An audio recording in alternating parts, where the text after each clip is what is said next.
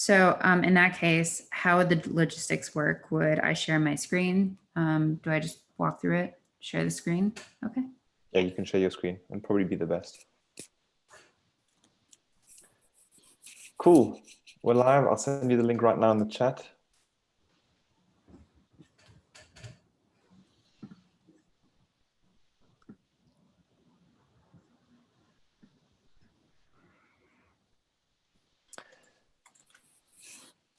I'm also just putting it in the Slack group.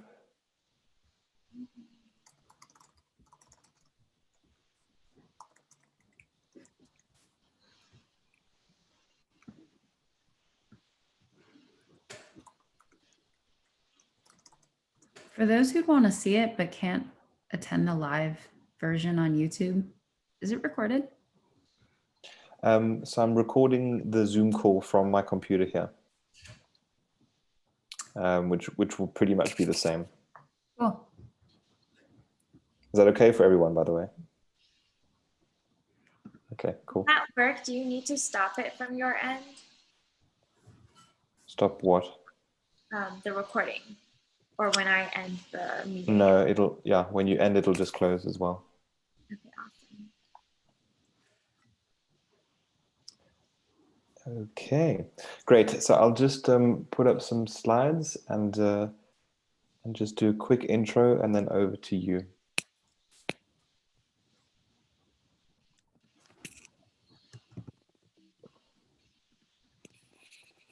Can you see my screen?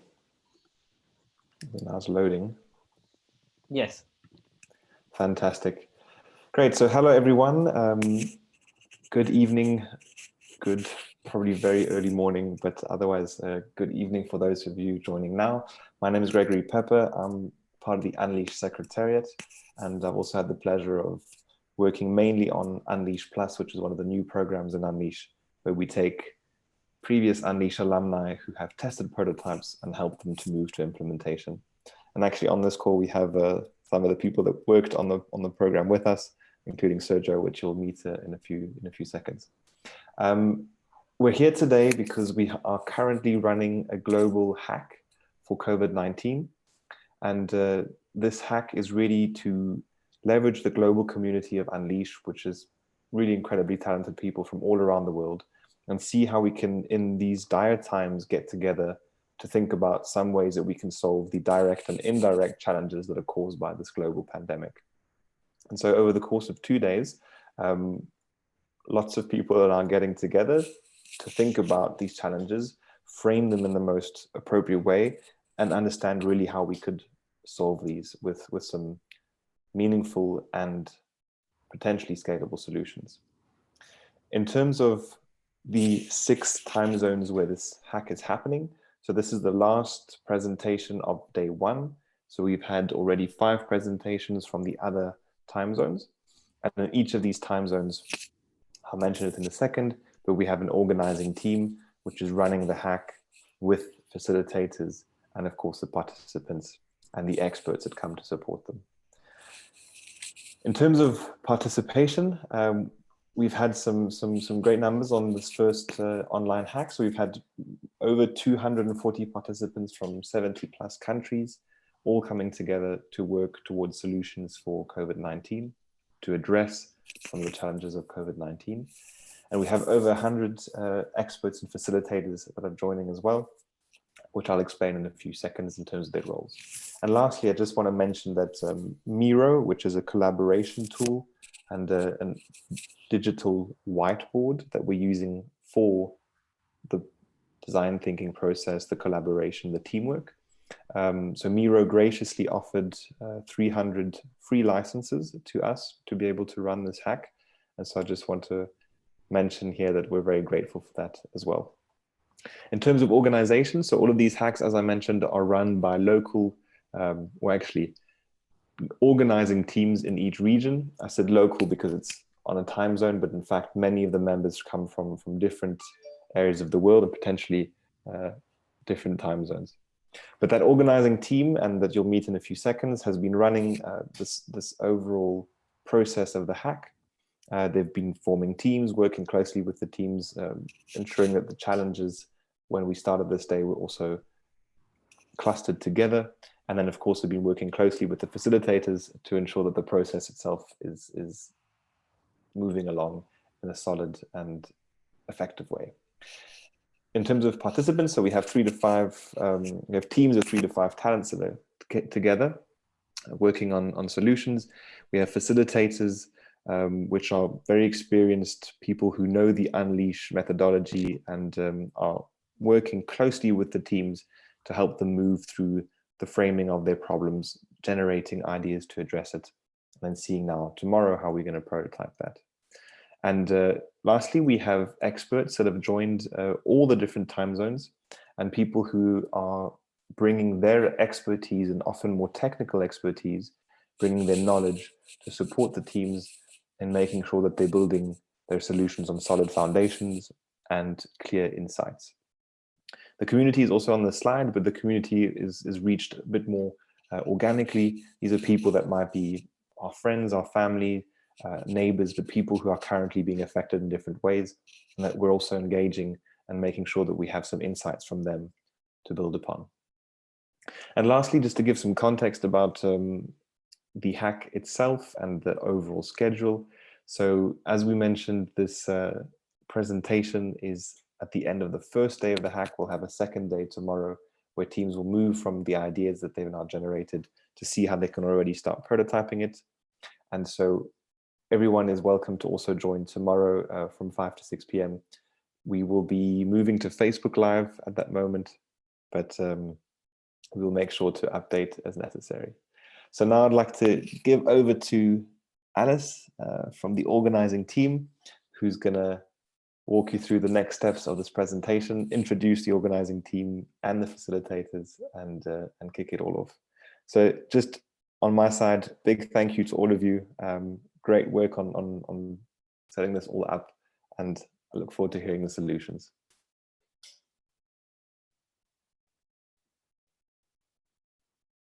Awesome. Thank you so much. So I'm sharing my screen here. Can you all see this? Yes. Perfect. Well, again, welcome to the GMT-6 edition of day one's presentations. We're the last to go today, but last but definitely not least. And we're so happy to show you what our teams have been working on. Just to give you a quick introduction of who all is on this live stream right now. This is our wonderful organizing team. We have 5 people behind the scenes, all Unleash alumni from different years and different SDGs or different tracks.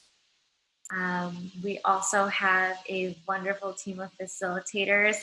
Kathleen has been our lead facilitator throughout the day, taking our teams through their innovation process. And we've also had Megan and Kate as co-facilitators helping each team.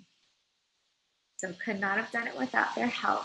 And finally, we have a huge roster of experts who've made themselves available to us throughout the day today, and as well as for tomorrow. Their expertise ranges through all different types of domains, and we're very grateful that they've been able to help our team so far. So without further ado, I don't want to keep the suspense for too long. We have 4 teams representing our time zones hack. The teams were reshuffled a little bit due to technical difficulties and so on today. So these are the final rosters of everyone who will be presenting today. They'll be going in the order of their presentations. We have 3-minute pitches lined up, and then there'll be a 5-minute opportunity for any audience members, our expert panel, and our facilitators to ask them questions and provide feedback. So with that, I will end my screen share and give it up for team 1. Thanks, Alice. So I will be presenting directly on the Miro board, and should I be sharing my screen directly on Zoom? Yes. That's cool. All right, let's see if this works.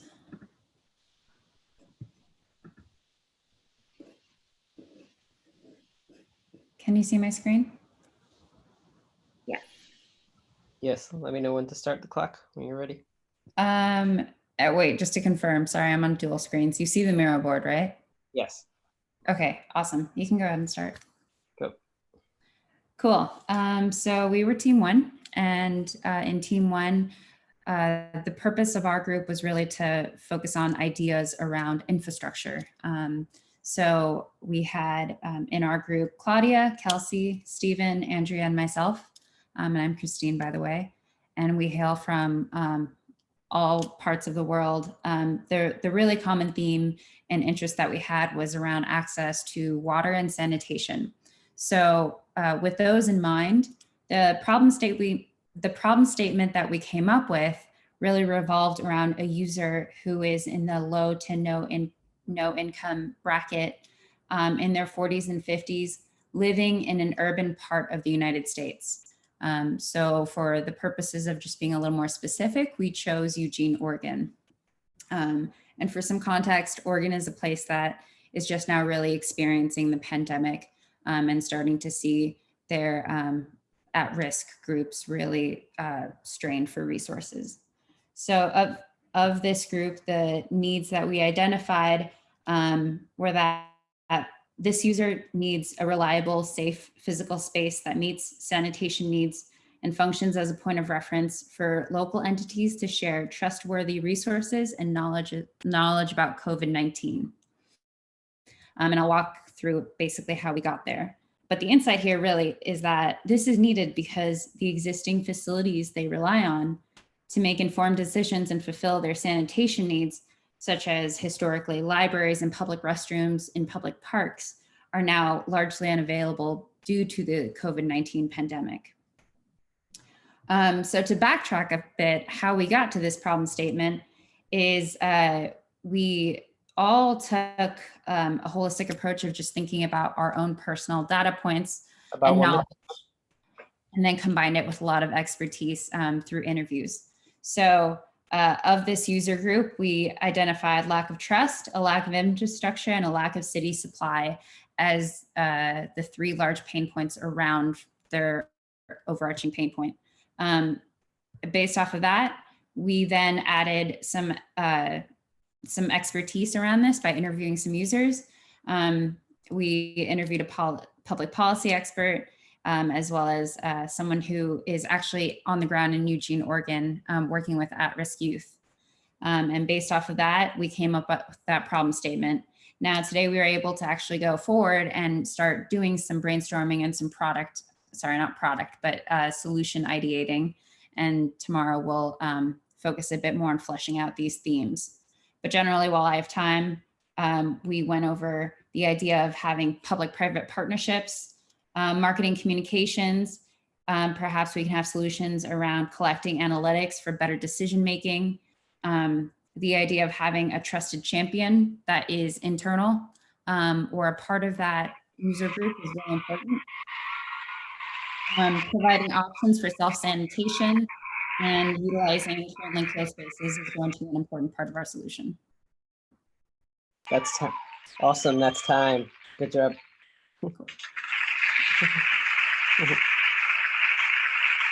So Alice, you want to do next team? Team 2? Yeah, so actually, if we have 5 minutes for any comments, feedback, or questions from the audience. I have a question. What's in terms of the major solution areas that you have, where if you were to force rank them, is there one that's coming to the top or one concept?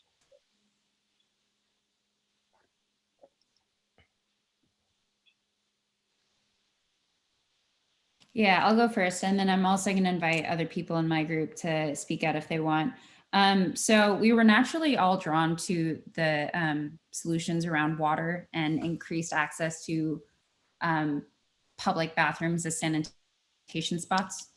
So currently utilizing spaces that are closed is something that we're naturally drawn to. Also because we feel like having just a physical space is going to be a foundation for creating solutions that we can add on to that. So this like top right space is going to be something that we're probably going to pursue. Yeah, and just to add on that, we recognize that a lot of the people in our user target group, they are normally reliant on public spaces for their basic needs, such as, you know, public toilets for hygiene, for their hygiene needs, and libraries to access information in terms of internet access, for instance. And right now, when they're closed, they can't fulfill their needs. So that's also one of the reasons that's really drawing us to try to either repurpose or use the spaces that are currently closed. Question. Have you looked at how you're going to finance or service these spaces that are currently closed? Make sure that they stay hygienic. Yeah, so we haven't really touched too much on the finance part yet. I think we started to a bit, starting to talk about public-private partnerships and seeing how we can subsidize a lot of the solutions. I think another interesting part closely tied with finance is how can we leverage existing infrastructure to offset the cost, and how can we provide a solution that really pulls internal champions, and by internal I mean a user for the user, to come out and really advocate for us. So that would, I guess, offset the cost of Marcom in a way. That's as far as we've gotten in terms of the cost side. But that's a really good point. It's going to be pretty important to make this realistic, huh? Yeah, and to touch on the hygiene aspect that you also brought up, we did have a conversation with the expert that we interviewed, and they and some reflections that we had were that, you know, if they don't have anywhere to wash their hands, then the ethical decision would perhaps be to open up these spaces so that they could at least, you know, access certain areas for hygiene purposes. But it's definitely, it needs to be, you know, thought through and balanced in a way that it's done so it's not actually causing more damage than keeping them closed. Thank you for this work and for taking care of the most vulnerable. This is Megan. Oh. Go ahead. About a minute and a half. I'll just take 20 seconds to commend Team 1 on all the hard work that they've done. I had the privilege and honor of serving as their facilitator, and they did a phenomenal job in working together and allowing Christine to join in and ramp up. And I'm really proud of all the work that you guys have done, and I'm excited to see what we come up with tomorrow. And I appreciate you guys for allowing me to ask the tough questions to push you guys to push yourselves. Thanks for that. One sort of suggestion or question. I did some research on public bathroom usage among homeless populations in Boston a few years ago. And what came up a lot was restaurants' fears around drug usage in the public bathrooms, which is one of the main reasons why restaurants that wanted to let people use the bathrooms would stop, because they kept finding used needles and things. Obviously, this is a totally different landscape right now, but I wonder if some of that previous, like talking to some of those places that were open who might be very bored right now, or also if you considered sort of other issues that might come up in these private spaces or public spaces that you might want to factor into the planning. Great point. About 15 seconds. Great ideas. Yeah, right, thank you for that. I couldn't find who was talking, but if we could maybe talk more about that. Right. Okay, great. Great. So that's about time. So thank you very much for the team. We'll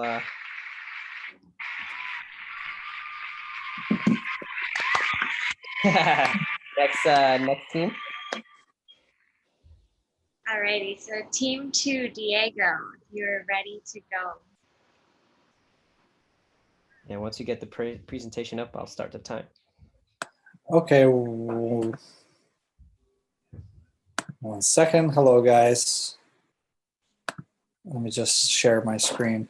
So it's just me. It's just me and this team. So it's kind of starting now. Go ahead.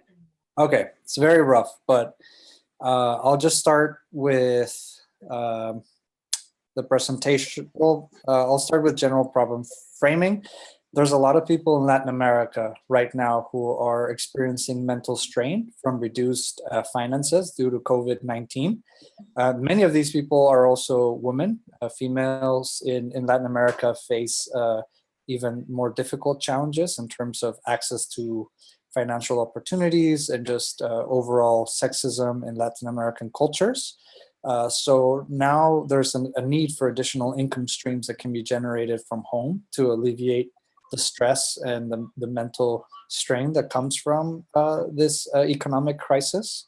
One of the insights that I've had, and this is related to one of my aunts, my tia Rosera, is that a lot of Mexican women have really amazing cooking skills, but even though they have access to kitchen and they know a lot of old school recipes, they might not necessarily know how to distribute these. And so for my insight, basically helping Latin American women cope with financial and mental stress through helping them distribute their meals. And so there's a lot of smartphones and data connectivity in Latin America.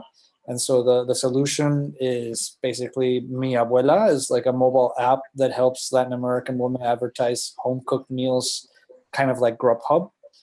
Mi Abuela connects you through Rappi. Rappi is a widespread delivery service in Latin America. It's everywhere, allows you to deliver anything pretty much. So it allows women to turn their own kitchen space into a viable business and thus bringing in an extra income stream during these times of financial hardship.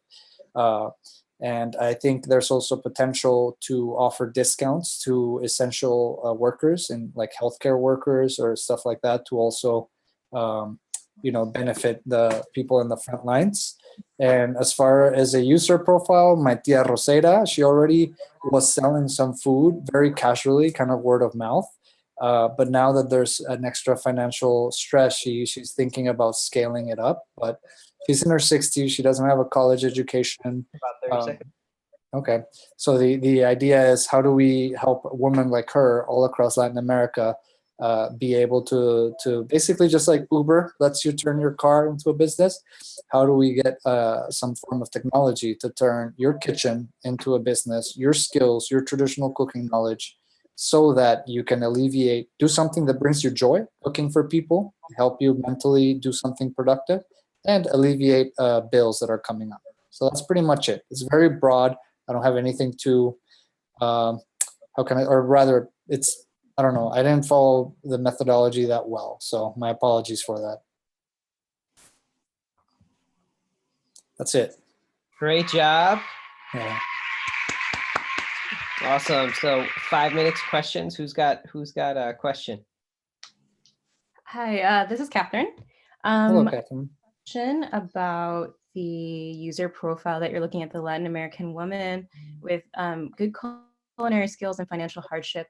So my question is, what's the level of like mobile penetration within this market, and how digitally savvy are they? There's mobile penetration in Latin America has been like pretty much fully achieved. It's kind of like India or other places where I've seen people who don't know like much or don't like, they're literally like living in the streets, but they have smartphones and they're posting on Facebook and stuff like that. WhatsApp is commonly used. So everyone has most people that I know have access to stuff like WhatsApp, even people like indigenous people that I know that aren't even that savvy with the Spanish language. Do you have, is this a concept that you created, or are you working on this currently? No, it just came to me this morning. I was just thinking about like, okay, there's stress that comes from finances, and there's all these in our culture, Mexican culture, Latin American culture, broadly speaking, a lot of the women, they have really amazing cooking skills because of the way things are set up. But they don't necessarily have educational degrees. And not only that, they don't necessarily have an easy way to distribute their food that they cook besides just word of mouth and WhatsApp. So it's just something that just came to me this morning. How can I help my auntie? She loves cooking. It brings her great joy. Yeah, there's a startup in the space that you may be able to use their solution to prototype this faster than you think. I think you can I think you can actually prototype this tomorrow. What's the name of the solution or the startup? What's that? Cash Drop. But Cash Drop. You can message me afterwards. I'll and I don't need to pull your time with that. You got 2 minutes, 45 seconds. Who else has got a question? Yeah, I have a question over here. Okay. I'm in Ecuador, actually, from Latin America. Oh, So awesome. how are you going to deal with, the people cooking to get their supplies, because, I mean, we're practically in a lockdown right now. So even for me, it's hard to like get out and get vegetables and fruit and meat and all that I need in order to cook or stay here at home. Rappi and Glovo and all those apps are like crashing right now because there's so many people on them that it's really hard to get that get delivered to your house. So I think that getting to the end user, it's going to be fairly easy because getting to Rappi and Glovo, but how to get the supplies to your home. Sure. That's a good question. I guess it varies depending on context. I know Ecuador has been a lot more restrictive. Mexico right now, you can still go to the supermarket. My mom and aunts, they buy all their groceries in the supermarket. So just depends. And a lot of our markets back home are like literally son mercados, right? They're just in the streets. Like those are not shutting down because the people, that's like the only way they can survive. And so at least back home in Mexico, that all still is going on. Obviously, people are now buying bigger amounts so that they reduce the amounts of trips. And I think the second thing is that this app is kind of more general. It's like for post-corona financial hardship, because a lot of families are going to find themselves in debt over the next year potentially. And so this would be a good way so that when the restrictions to be outside are changed, this platform can still have use, and in the long term help women turn their skill into a viable income stream outside of the pandemic landscape that we're living in right now, or beyond it. Yeah, sure. Anybody else? Got 30 more seconds. I have a comment. I just want to thank Diego for hanging in there. I know he started with 2 to 3 other participants on the team. Really appreciate all your work in pulling this together. It's been a pleasure working with you as a facilitator. Got it, Diego. Thank you. Thanks. Yeah, you did a phenomenal job. All my teammates socially distance themselves from me, so. Well, we're at, great job, Diego. We're at 8 minutes, so good. Great job. Next team, team 3.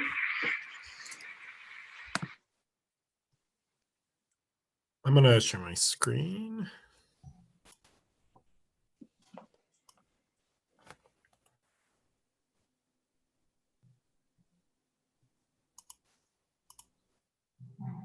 We're in suspense.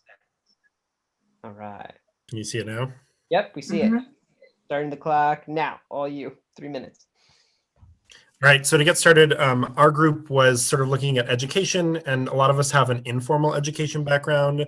We were sort of interested at, one, students who are spending too much time on technology right now, and also people who don't even have access to technology. But we also kind of realized our constraints as a team in terms of like, we're all pretty busy right now, so we don't have tons of time beyond this weekend. So we sort of tried to keep it modest, think of ideas, and then brainstorm some solutions. So Beatriz is going to talk about some of the insights that we looked at. Okay, some of the insights are millions of people are out of school because of the coronavirus and without access to devices that enable formal remote learning, or in the other side, students are getting bored of technology by spending too much time on the screen. People don't know what is safe and unsafe for their families and kids. So, and students may be confused or scared about the current situation because the excess of media coverage. The user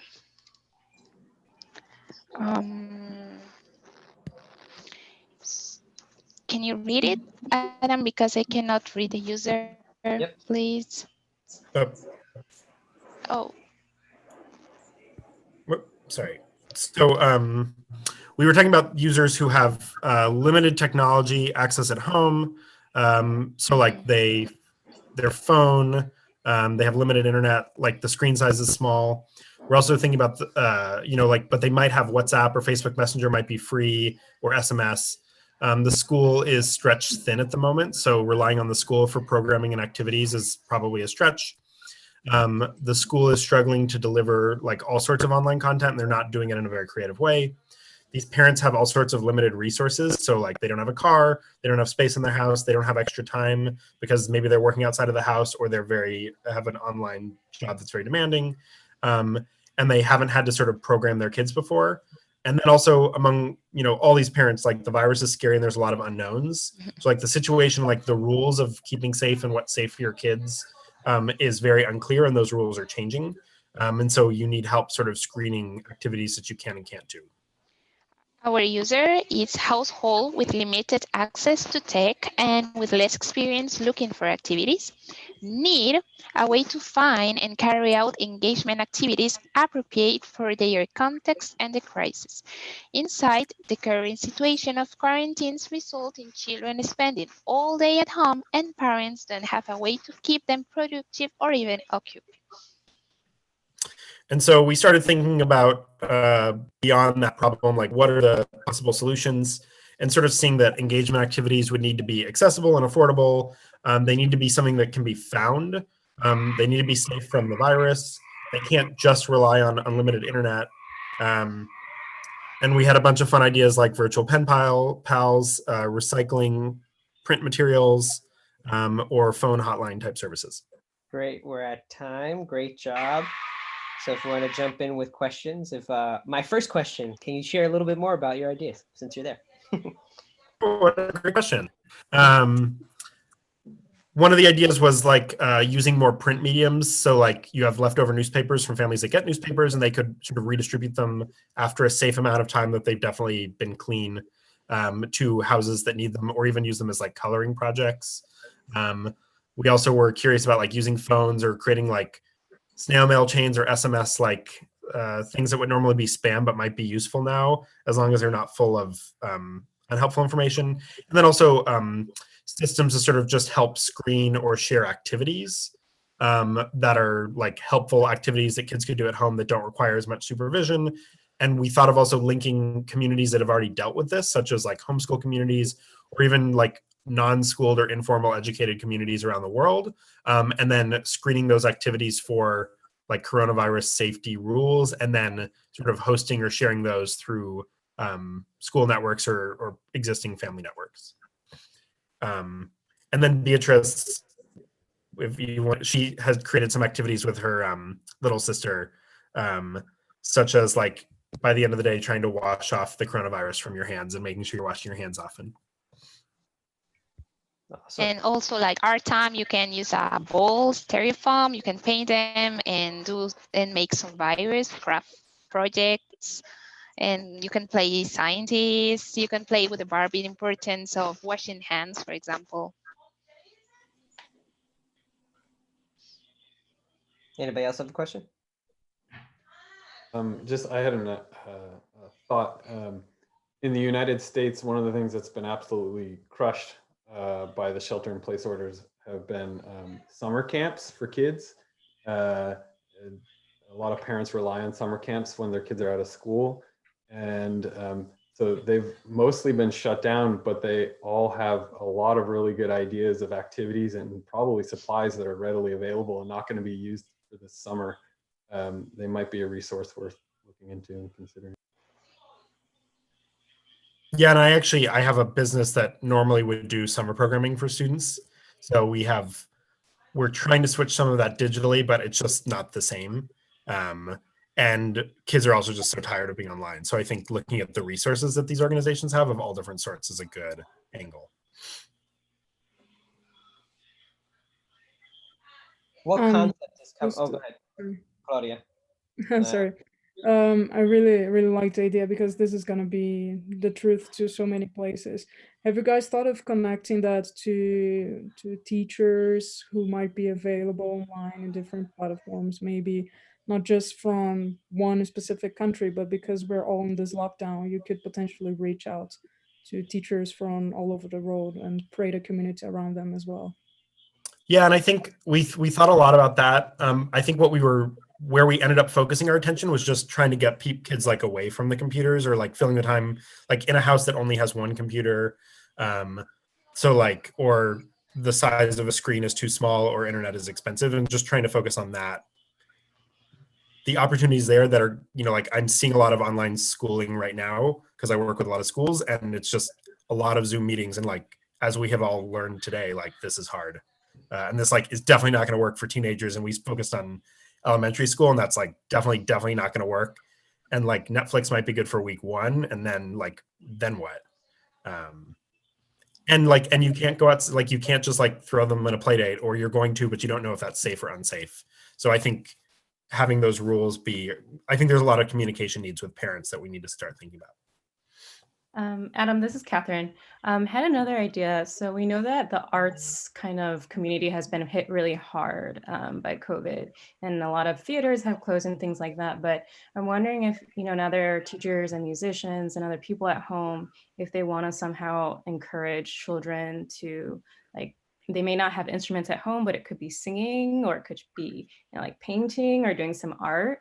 If they have more time on their hands, perhaps they can volunteer some of that time. Yes, there will be an online component because you have to be able to communicate, but maybe that can lead to like an hour or 2 of, practicing or singing or something like that offline afterwards. I think that's cool. I think one of our favorite insights is we're at time, so if you can be brief. I think one of our favorite insights as a team was like learning from other parts of the world that are used to not having good internet and used to not having school. Because I think it's like, what if you did that over the phone, or what if you did? So I think appropriate technology, which takes place all over the world, could be reapplied back to marginalized communities in this moment of all kinds. Great job. Woo! We got one more team, last but not least, team 4. Okay, let me share my screen. And let's go to, okay, good, it works.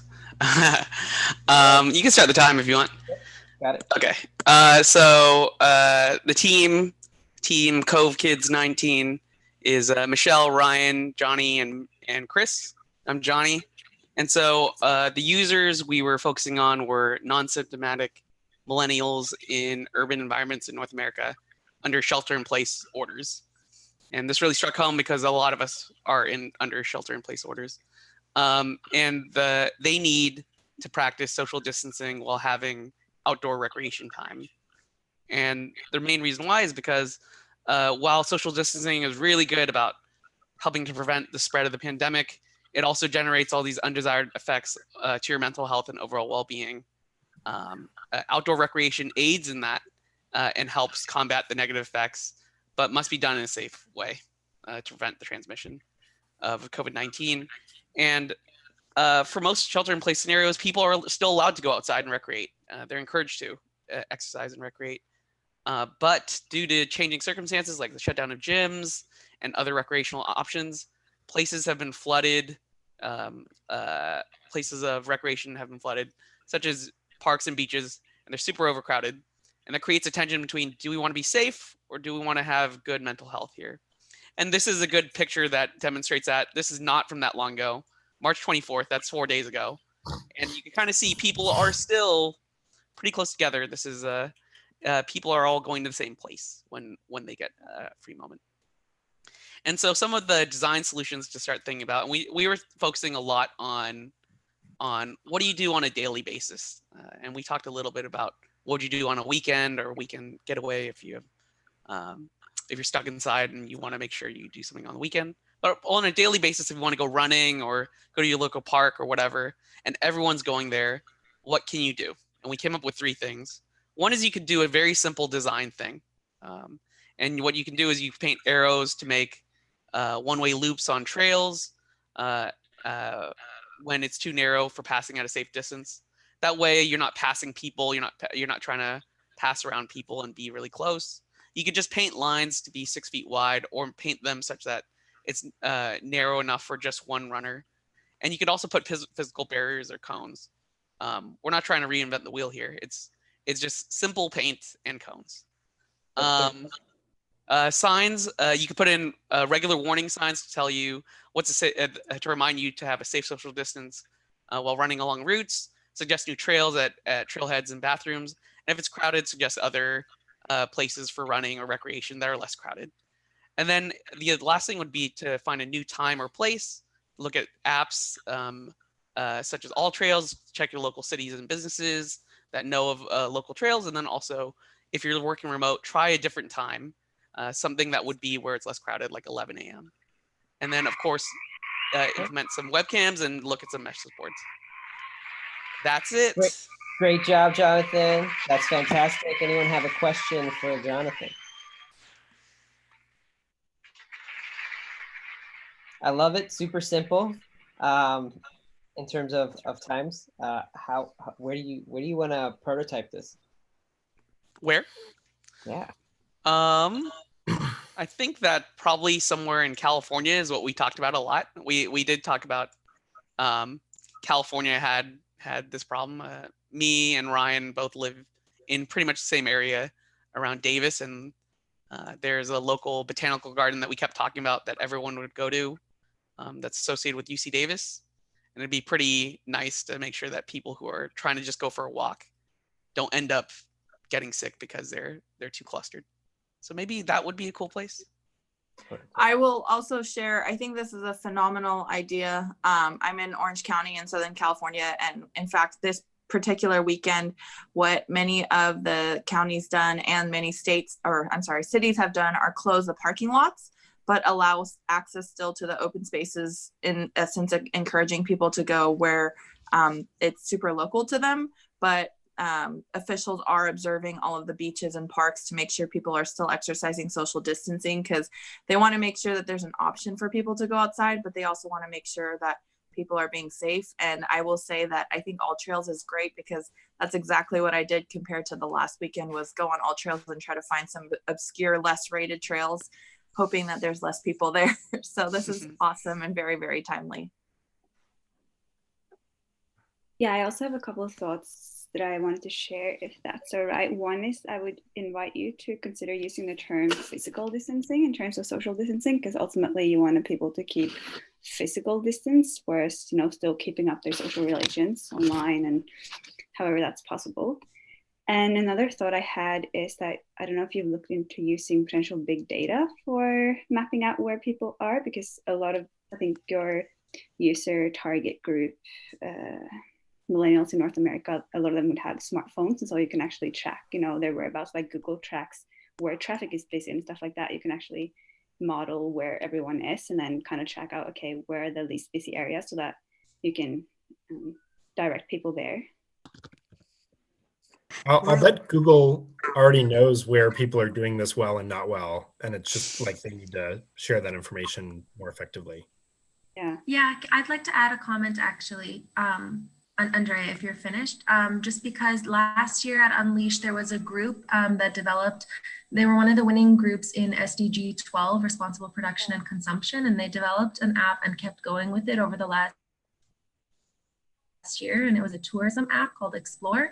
And the purpose of the app was so that tourists were looking for authentic experiences, and so they wanted to know that the place that they were going to was not overly crowded, and so it was using big data to be able to show how many people were all in the place that they were going to go. So if you're interested, I could connect you with that group also if big data is one of the routes that you're interested in looking at, because they've moved beyond like the prototyping stage of that. Yeah, that would be great. In our group, we've joked about something called inverse ways, which was basically just finding the least crowded way to get to somewhere, or the least crowded place. So that would be perfect. One more minute. I just had a brief comment. I was just going to say, what do you do when certain parks are closed? In Vancouver, a lot of our parks have been closed, and maybe potentially exploring. I've been wondering, taking back some streets or cordoning off street areas where people could then freely be able to walk right outside their door and know that they have some outdoor area. So just sort of under a scenario when parks are closed is something to consider. Tara, that's a great idea. I know they've been doing parklets as a way to, take urban space and transform it. I just wanted to congratulate this team.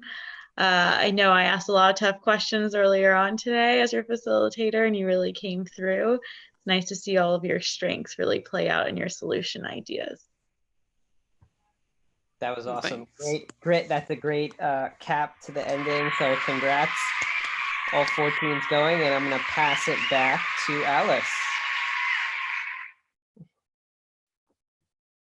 We did it. How's it feel?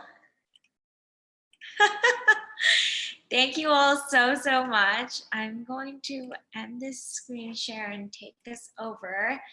But that was incredible. The amount of progress every team made in just one day's time with the virtual limitations. That was incredible. Great job to Alice and the facilitators. You guys rocked it. All the participants. Excited for tomorrow. So looking forward to it. Awesome. Yeah, it was definitely a multi-person effort. So many people behind the scenes.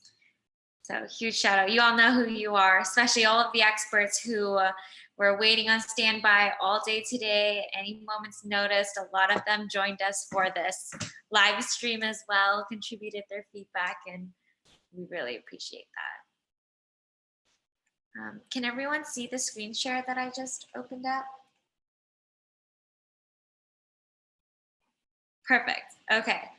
So before we end the live stream, I just wanted to take us into a quick open reflection section where we can go down. I'll go in the order that I see the tiles on my screen, but if everyone wants to share in one word, how would you summarize today's experience?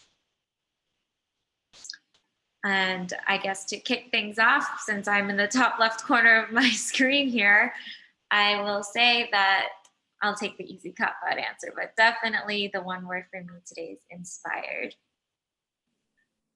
Okay, next up we have Johnny. Challenging. Challenging. You were up for the challenge. I love it. Then we have Diego. Hello? So how would you sum up your experience today in one word? Fulfilling, fun, yeah. Fun and fulfilling. Yeah. And then Steven. Amazing. Had lots of new experiences. Oh, it's definitely new for sure. New for all of us. Claudia. Inspiring. Ryan. Positive. Positive. I love that. And Natalia. Hopeful. Hopeful. Ali.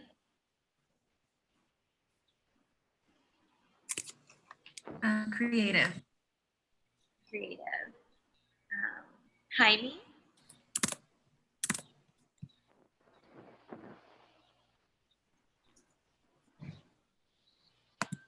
Grateful. Grateful. Love it. Kate. I'm with Natalia. Gotta be hopeful. Sujala. I feel like everyone pretty much said all the words that I was thinking about. So I'm going to go with optimistic. It's actually a vocabulary test. Megan. I want to say thought-provoking.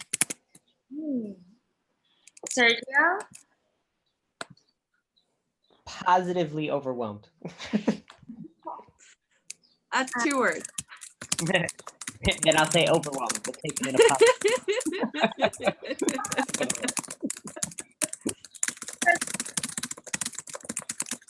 Say connecting.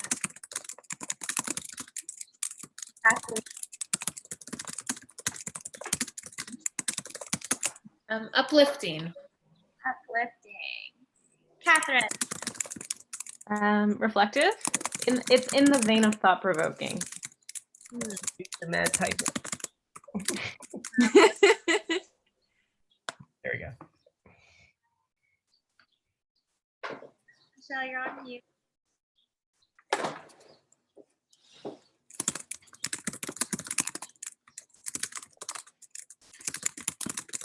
Empowering. Empowering. Adam. No CNN. CNN free. I didn't watch CNN today. You know what? That is so true. This is the first day that I was unplugged. Beatrice. Super. Super. Kelsey. Adaptable. Very much so.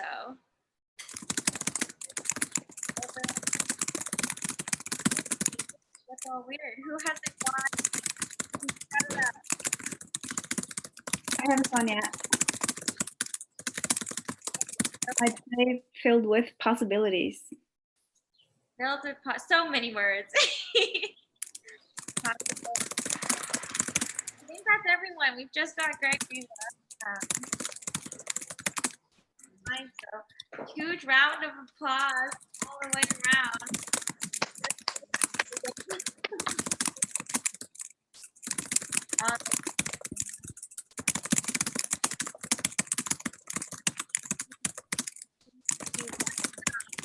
So someone's typing really loudly. If they could mute their microphone, that'd be amazing.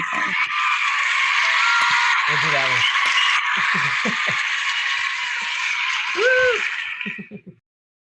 Okay, I've muted everyone else. Okay, so to speed through, because we are at the end of our time today, and I'm sure you all need some well-deserved rest. The slide that you already have access to, if you scroll to the very end of it, you will find every link you need for what the next steps are. Just to give you a quick preview, we've created a day 2 survey in the form of a spreadsheet so everyone can see it at once. You are allowed to switch teams if after you heard a very compelling pitch today and you feel that you have all the right resources or networks to make it happen. So we're leaving that completely up to you all. Here are very rough summaries of the 4 teams, but you can self-sort yourselves into lists here. If for some reason you are not available tomorrow, just indicate that to me, maybe here, unavailable. Our hope is that all of you are able to join us again for tomorrow, but of course we understand everyone's got busy schedules, so just let us know. We're also creating just an organized way for everyone to throw their information up. If you want to connect with your teams offline, LinkedIn, WhatsApp, Twitter, Insta, you don't have to fill out all of them, just whichever you want to share. After that, of course, we've been really sharing everything on social media. You can also use the hashtag to check out what other time zones have been up to and what they've been posting about, and share the behind the scenes footage. Our Google Drive folder got hijacked by the entire Unleashed, so it is now a full Unleashed behind the scenes media, which is kind of fun. You get to see what everyone has been up to. And finally, we shared in the Slack that we're preparing a press release.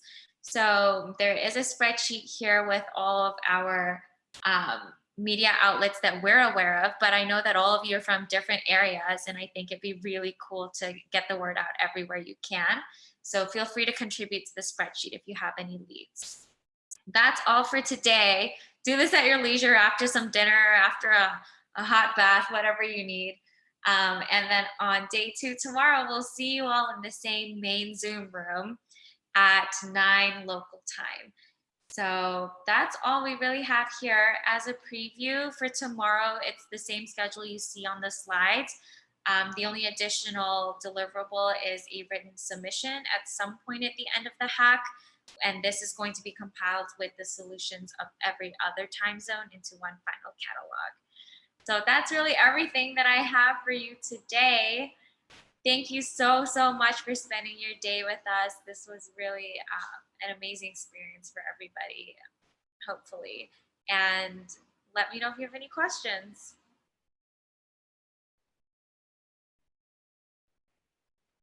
Alrighty, if not, I'll stick around. So if you need any troubleshooting or you can't find slide links, whatnot, just let me know. But feel free to hop off the call and we'll see you tomorrow morning. Thanks all. Bye. Bye, everyone.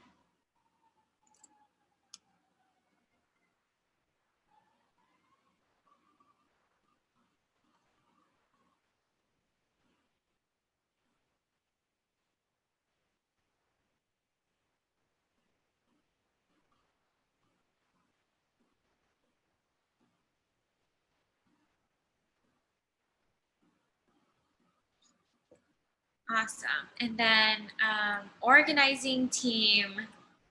Do we want to hop into our main Zoom if you have that link handy, and let's do a debrief there? Because this is Gregory's Zoom, so I don't want to be taken over here. All right, we'll see you there.